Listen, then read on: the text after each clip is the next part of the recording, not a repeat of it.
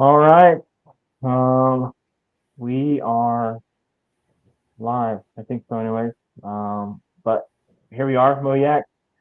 We just got done with our final event on Bull Souls, and Blake and Patrick are going to come on here, hang out, and talk about Bull Souls and maybe spill the beans, maybe not. Who knows? We'll see what these guys have to say. But Blake, I'm gonna start with you, man.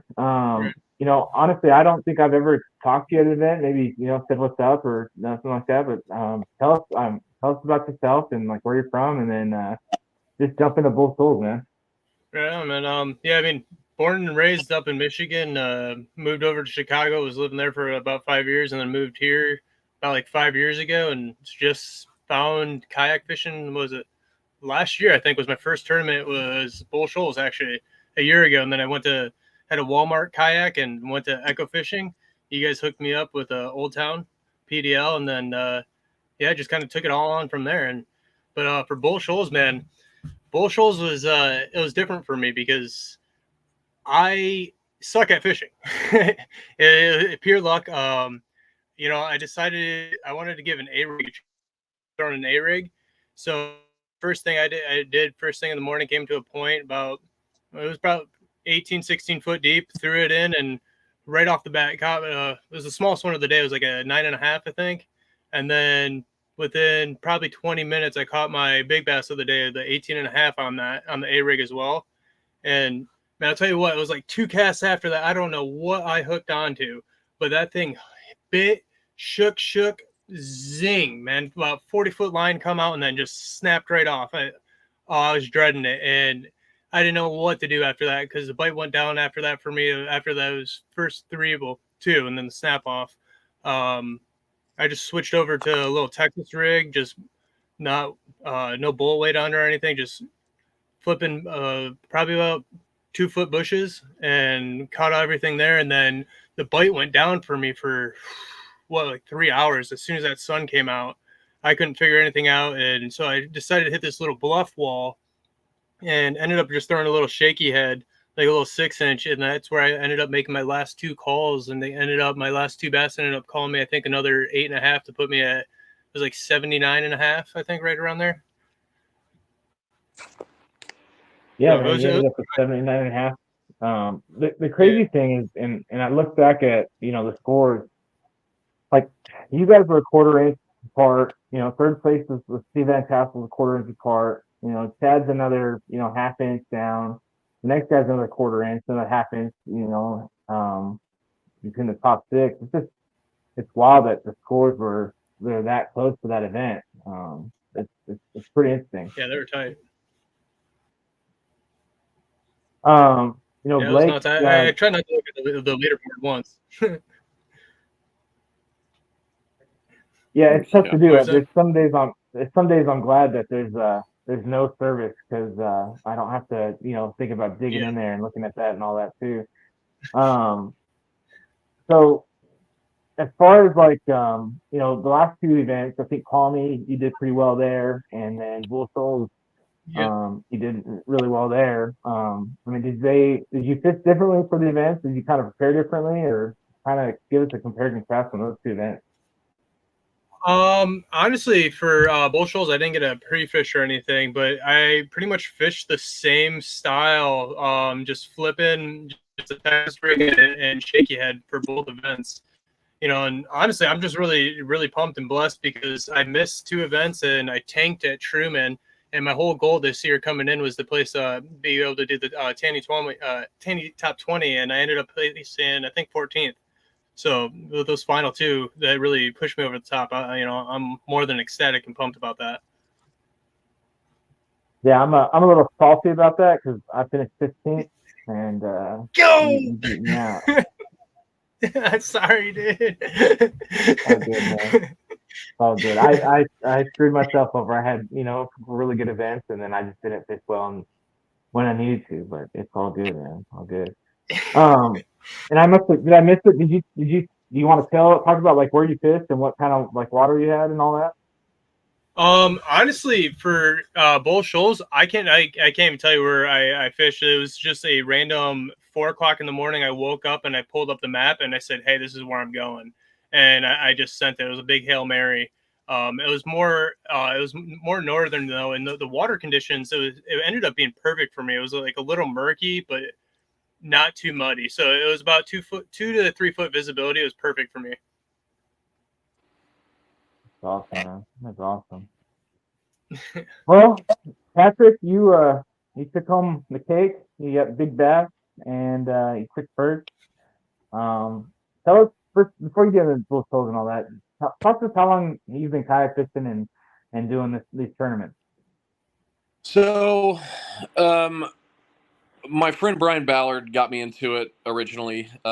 He's a chef as well, and he doesn't really get to fish on the weekends anymore because obviously when we first started, we were working every weekend, and yeah, it was just there just wasn't time. I worked every Saturday morning, so forget about it. And occasionally I could take off work and fish a tournament now and then. But I started my new job, and I'm able to fish on Saturdays, so I've been able to actually go to every single tournament. I didn't drive to Wapapello. I wasn't feeling it that day, but it actually cost me in the long run. I I had a kind of a weird season. I had a lot of things happen that just kind of ruined my day. I was at Truman.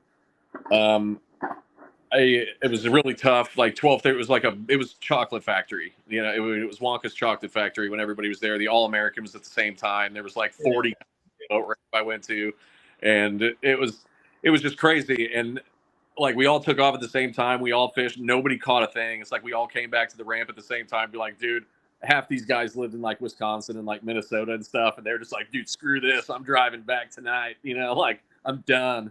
And I pulled my kayak out, put it on the trailer, and I just Hail Mary it and drove up the road a little bit and found this ramp with like the only little tiny section of clear water, not necessarily like just clear. It was 12 foot high when we were there, and I started flipping this bush, and I just smacked a good one, and then I smacked another one, and I got 5 really, really fast. And I looked at the leaderboard; they shut it off, and I was in 6th.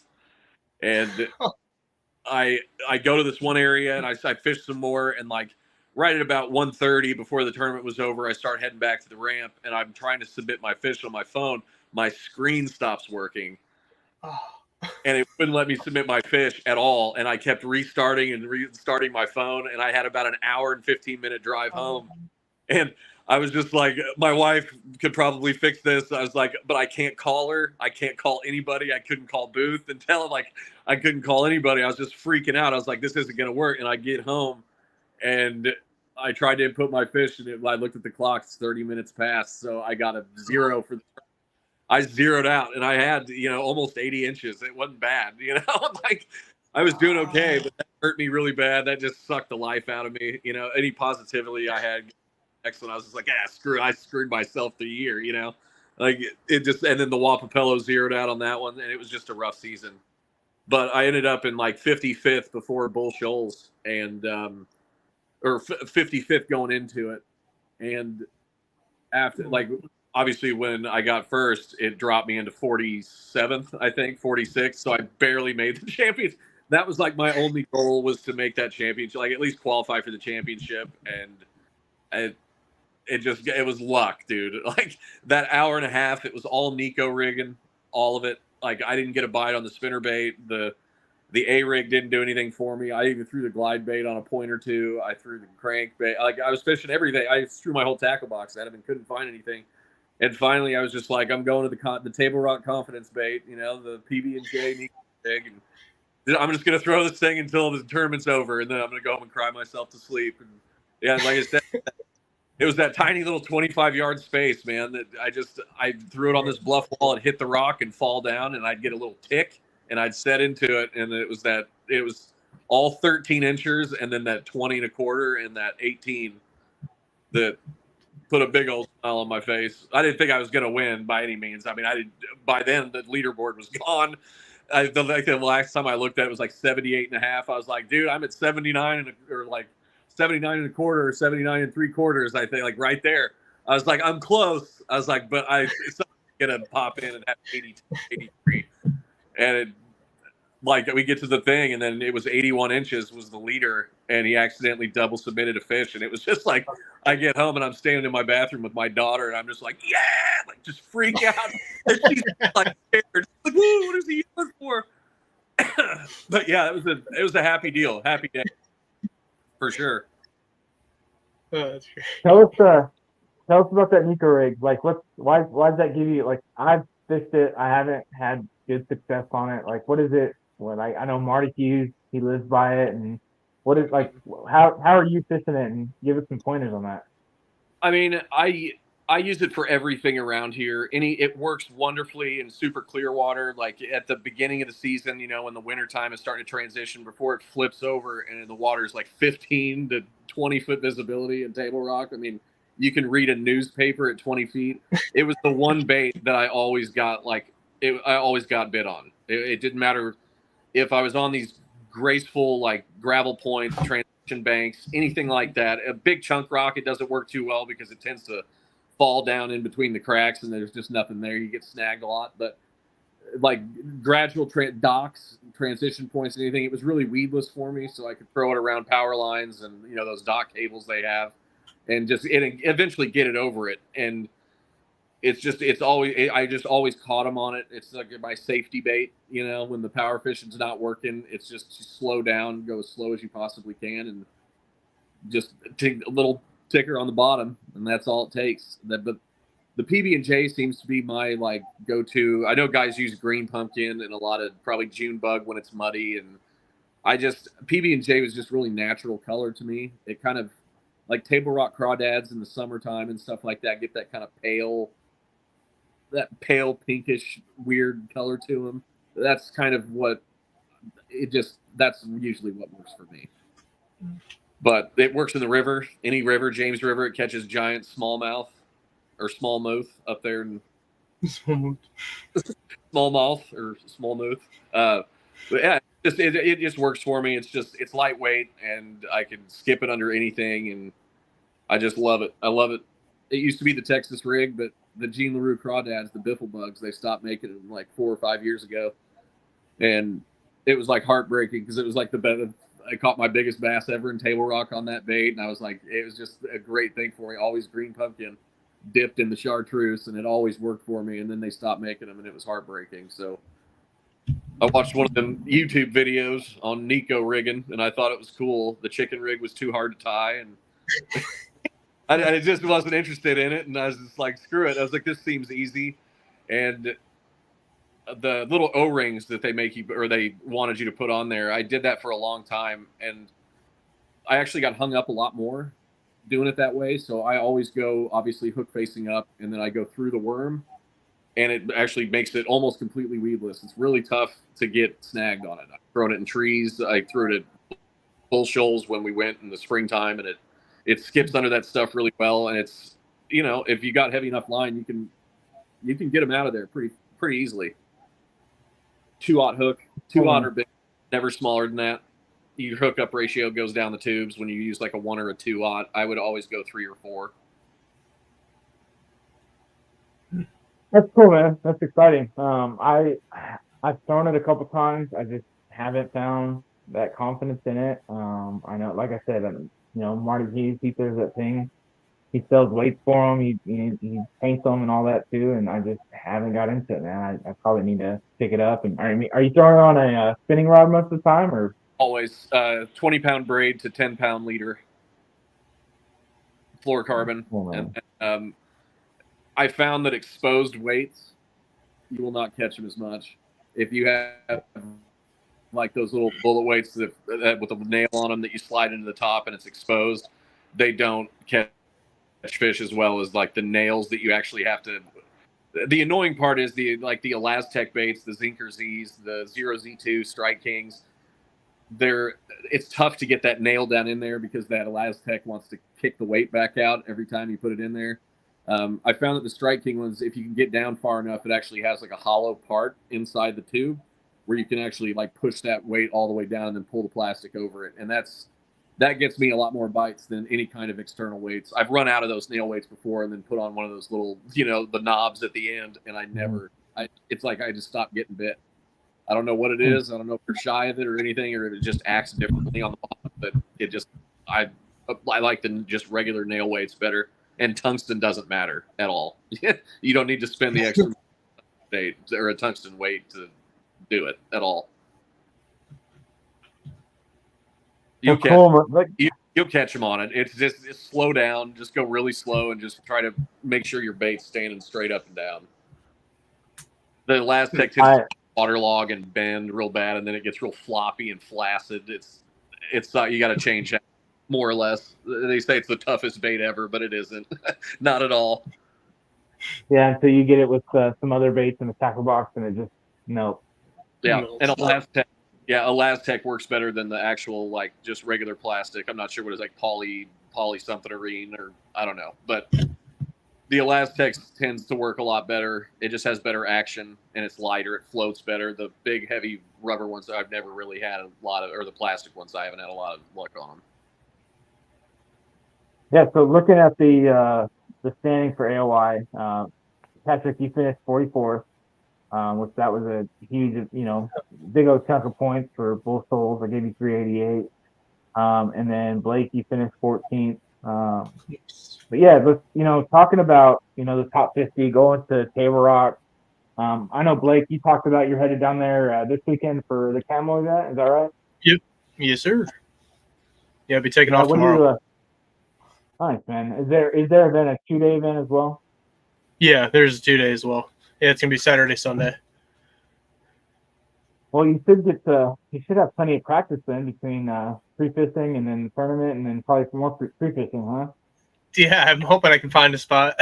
Be able to compete with everybody over here. It's gonna be pretty tough, man. Got a lot of good anglers on Moyak. Yeah, for sure. Have you been fishing down there at Table Rock lately? No, I hate Table Rock, man. Table Rock hates me. No. I was joking around before the Table Rock event this year, and I've had one good event before this year. Finished like, I don't know, like maybe 5th or 6th in like 100, guys. And that was like my best. And I just I went to the tournament. I was like, man, I hate Table Rock sometimes. Like it sucks. And I ended up winning it. So I mean, I guess that's a good mindset. But what do you think? What do you think, Blake? What do you think is going to take the win for Table Rock for Moyak? For Moyak for table, what was it like last year? It's going to be high, but probably 84. I say 84. And 22 is going to be a big bass. 22. Yeah, I'm aiming big, man. I like it. I like the ambition. What about you, Patrick? What do you think? How many inches is it going to take for Table Rock? I'm going to say about the same. It's going to be between 82 and 85 inches, somewhere in there. And there's going to be a lot of 75-inch bags caught. I can tell you that. Like a lot of them. I mean, Table Rock is notorious for getting on those schools of 15.5-inch spotted bass. Once you get on them, it's just impossible to get off, and you go package baits, and you just stay the same. Colin doesn't. You will not get a call at all. And that's exactly what happened to me at Table Rock. Is I found them on point, and I just went, point hopping, and I caught, 13, 14, 15, 13, 14, 15s. Like I would just kind of pull my way through them, and then I got inside of a small point, and I ended up catching that big one, and that big one, made all the difference. So I've probably been, high middle of the pack, but it's that one fish. I mean, kind of like, as far as your stringer for this event, you had a 13, a 13, a 13, an 18, and a 21. So, a couple good fish can really change the day. So, guys, that kicker fish, man, will win you the tournament at Table Rock. It's a humbling place. You can be awesome. Mm-hmm. You can be awesome all day. You go to Table Rock, and it'll smash your dreams to pieces every time. But I mean, there's big ones in there. I mean, the biggest I ever pulled out was a 7.5. A buddy of mine caught a 9.5 out of there. They're in there. It's just, that's 10 years ago. Yeah, you'll catch a 4 or 5 pounder every now and again out on those big brush piles. But I mean, you'll catch walleye. You'll catch the little tiny spotted bass, and you'll catch the giant gizzards. You'll catch drum. I mean, it's just full of everything. So I think the scopers are going to have a big advantage at Table Rock. It's the clearest, in my opinion, by far. And I think offshore brush piles are going to play a big part of it. If you wanted my opinion on it, I think that's probably offshore brush piles scoping in 25, 30 foot of water, because there's always the offshore fish in Table Rock that are just, they don't move until December. And then they start moving back like the late fall pattern. But there'll be some back of the creek top water stuff going on, but I think it'll be offshore for the most part. Yeah, I definitely think that this week and next week is really going to change that following weekend. That's going to be key. Like, if the temperature starts dropping and staying, I think it'll be good. I think it was like on Monday it was like 76-degree water temp where I was at. I mean, I think Sunday I caught like 76 inches, had a really good smallmouth, had a really good Kentucky, and then everything else was jinx. But then Monday, I think I had one bite, and I was, fishing like in the morning, fishing banks, throwing topwater, throwing a whopper flopper, like everybody talks about every year in the fall that they catch them on, and I couldn't get them. But it's weird. It'll be interesting to see, but I definitely think it'll be, all this weather is going to really change the fishing. And so hopefully it cools off. Hopefully they do start to school up. I found some creeks with some bait in it, but they weren't, schooling, on top like they are. Like, I could see them out underneath the bait, but they weren't, feeding like they were in the spring for us. So it'll be interesting to see what happens. I'd like to see some rain. This 7-8 days in a row of not a cloud in the sky is just, and they're not, the dam isn't running any current, or like hardly at all. So if it's just, I think I may make a move down south and see if like Long Creek area, Indian Point area, just being closer to the dam, maybe the current's a little better. The bite might be better. The big ones might be there.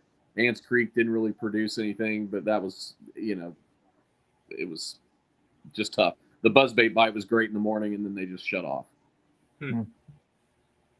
But nothing big. Yeah.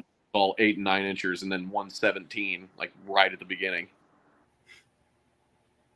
They keep waking up and headed down to the ramp and getting ready for a tournament. I'm like, maybe this is the day where it's just hot water all day long and just jack them, and it never seems to happen. Like, No. Never.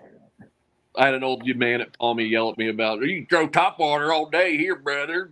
This ain't Table Rock. Don't cut off at 8 o'clock. And I was like, you're probably right, sir. That's funny. Well, I'll probably try and get Josh on here next week. I know there's a lot going on. So like the top 50 gets a free invite. All they're covering is, your fees and whatnot. But he's been holding on to some goodies for giveaways, all that other stuff. So I need to get him on here and kind of run us through. And then the other thing too is like the All-Americans going on the same weekend. So you guys could, sign up for that and double dip if you want. I'll probably see how fishing goes on that before I sign up for that, but we'll see what happens. But the other cool thing is like we're gonna follow the All-American where they do 2 days and it's your best 10 fish for 2 days. So if you go out Saturday and you skunk, you're not completely screwed over. So you've got Sunday to catch 10 fish. So that'll be kind of nice. But typically, like guys on 2-day tournament, they're like, well, I don't even know if I'm going to go out on Sunday. I may not even go to the awards. So it'll be cool to see, what sticks out between those 2 days on that format. But like I said, I'll try and get Josh on here next weekend. We'll sit down and talk, and he can go through everything. And kind of get everybody excited for this event. But yeah, if you guys want to double dip, you guys can sign up for the All-American. But Blake, Patrick, really appreciate you guys coming on here. Thank you guys. Congrats on your guys' win and all that. And then Blake, good luck this weekend. Maybe you'll win some take home a check, and then maybe you'll skunk some Moyak and give us a tent. Heck yeah. I appreciate you, man. Well, guys, seriously, thanks for coming on here, and then we'll see you guys in a couple weeks, okay? Yep. All right. See you guys. See ya.